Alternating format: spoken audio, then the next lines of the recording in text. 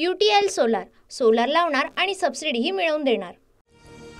अजित पवारांची जनसन्मान यात्रा बारामतीत। अजित पवार गटाकडून बारामतीत जोरदार शक्ती प्रदर्शन। अजित पवारांचे पुत्र जय पवार गुलाबी बाईकवरून रॅलीत सहभागी।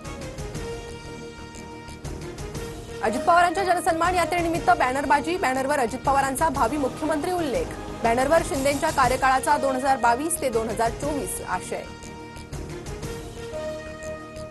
सर्वांनाच अजित पवार मुख्यमंत्री म्हणून हवे आहेत, जय पवारांची प्रतिक्रिया। तर विधानसभेनंतर अजित पवार सीएम होतील अशी आशा, जय पवारांना विश्वास।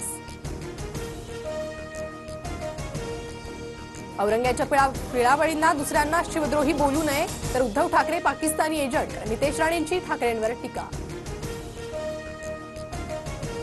देवेंद्र फडणवीसांचा इतिहास वेगळा। फडणवीस शेवटच्या पेशव्यांचे उत्तराधिकारी आणि औरंगजेब फॅन क्लबचे चेअरमन। संजय राऊतांचा हल्लाबोल। शिवरायांनी दोनदा सुरत तुटली। सुरतमधील व्यापाऱ्यांचा पैसा ईस्ट इंडिया कंपनीला जात असल्यानं शिवरायांनी राष्ट्रहितासाठी सुरत लुटली। संजय राऊतांचं फडणवीसांना प्रत्युत्तर।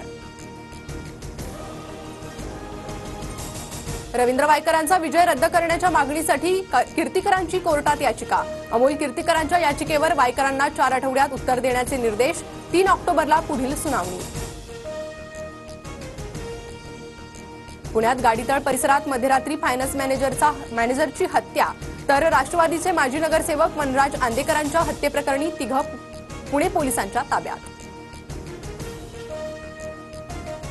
हिंगोलीतील अनेक भागात पूरस्थिती। आमदार संतोष बांगर शेतकऱ्यांच्या मदतीला। संतोष बांगरांकडून एनडीआरएफच्या टीमसोबत अडकलेल्या लोकांचं बचाव कार्य। यवतमाळमध्ये पुरातून पूल पार करणं युवकाच्या अंगलट। पूस नदीला आलेल्या पुरात युवक वाहून गेल्याच्या घटनेचा व्हिडिओ व्हायरल। परभणीच्या मानवत तालुक्यात पुराच्या पाण्यात एसटी बस वाहून गेली। घटनेवेळी बसमध्ये प्रवासी नसल्यानं मोठी दुर्घटना टळली। बस चालक आणि कंडक्टरचा जीव थोडक्यात बचावला।